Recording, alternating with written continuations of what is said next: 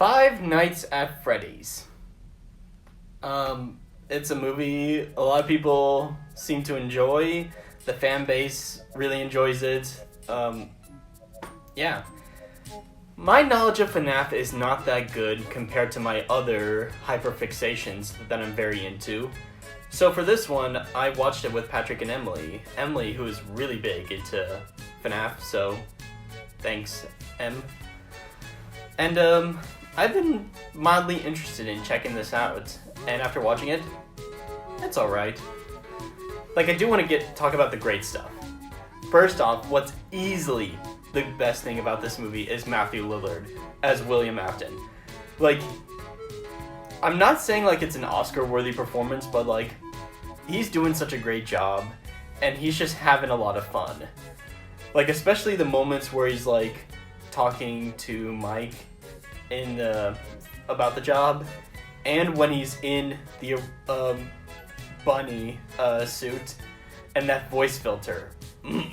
This is definitely like one of Lillard's most fun performances. And speaking of animatronics, the animatronics in here look incredible. Like, they really went all out into making these animatronics as accurate to the games as possible. And also continuing on that, the attention to detail. They splattered so many Easter eggs across this movie, most prominently within the Freddy Fazbear's Pizzeria building. Like, there's a poster, some other stuff like that I'm not too familiar with, but they really cared about the fans. They really knew that they would spot them, and I like that. I like it when filmmakers think the fans are going to spot this. Let's put everything we can. And, what else? Oh yeah, Josh Hutcherson was also pretty good in here. And, there's also some, like, really great lighting within, Freddy Fazbear's Pizzeria.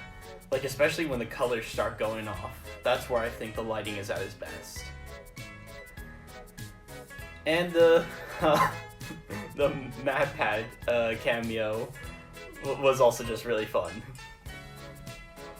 And yeah, I think that's it for positives. Now let's get to the things that just I don't seem to like and confuse me. So one thing to get off the bat is that I do not know really much about, or basically anything about the complicated lore behind Five Nights at Freddy's. Like, this shit is almost as complicated as Thomas's lore. Like, even like with some of my friends trying to explain this to me, I still couldn't figure out what the hell was going on in this movie at times.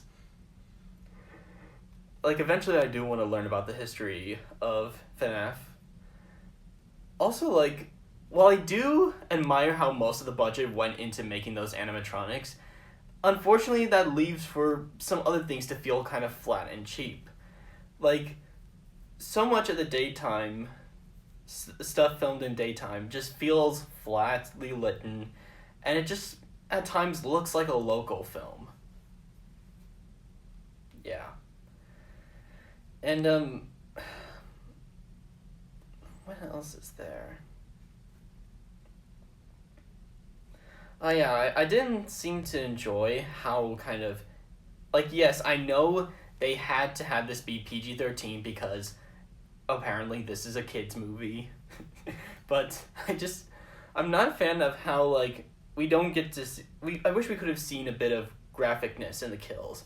Like, the closest we got was that one Bite of 87 kill, and the jump scares also just didn't do it for me.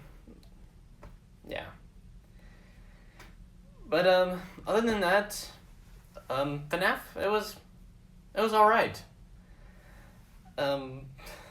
Yeah, and I think I might want to go see FNAF 2 when it comes out next year.